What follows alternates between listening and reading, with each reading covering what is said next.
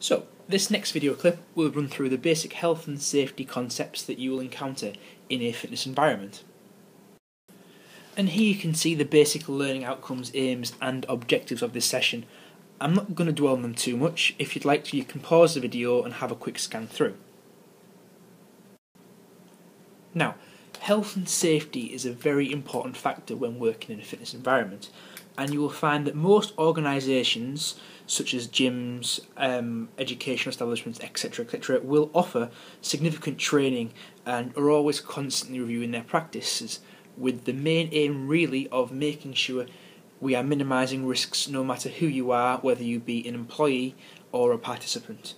Now, as an employee, you've just got to use your common sense, and you can see that ultimately what you've got to do is just take reasonable care and responsibility for yourself and your own actions in a working gym environment.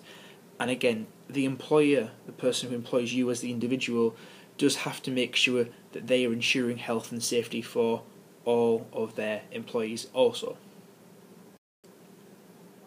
When it comes to health and safety, there are a few things or a few documents that you've got to ensure you've got a good awareness of when working. The first thing is the Health and Safety at Work Act of 1974. Now, with regards to this, it just defines, I suppose, general duties relating to health and safety that you need to undertake as an employee, but also what the employer has got to do for you. The next thing is the REP's Ethical Code of Practice. Now, with regards to this, there are 5 basic principles related to your rights, relationships with clients, your personal responsibilities, your professional standards, but also safe working practices. And this is easily available on the REP's website. Alternatively, you can just Google the term REP's Code of Ethical Practice and you will find the PDF document there for a quick scan through and a quick read. Finally, CRB checks are more common when you work in a health and fitness industry establishment these days. This is mainly due to the fact that more and more often you'll be working with children and vulnerable adults. Therefore, it is essential, if you want to pursue a career in health and fitness as an instructor or a personal trainer, you keep your record clean. But then again, someone might argue that you should be doing that as an upstanding citizen in the first place. The table here shows the basic job and then the responsibility in relation to health and safety, from a general manager right down to general staff on duty. So what we'll do is we'll quickly go through talking about each one, about what the job is and what their role is in relation to health and safety. Now, the health and safety officer at the bottom there has a specific job role related to health and safety. That might be to assess accident report forms and action changes to be made, or being proactive in their deployment of health and safety issues, such as offering training, help and advice to staff. Most staff are first aid qualified, or at least I'd like to hope so if I was a member of a gym. Now, it's up to them to ensure they follow the policies and procedures that are laid out for that particular company, and if the event arises, they administer first aid where required. Finally, you've got your general and your duty manager. Now, the majority of the time you will find that you actually talk up to your duty manager, because the general manager won't work the times that you're working, which are the busy peak gym times. Now, it's their responsibility to ensure that all staff adhere to the policies and procedures laid down in the health and safety guidelines for that particular establishment.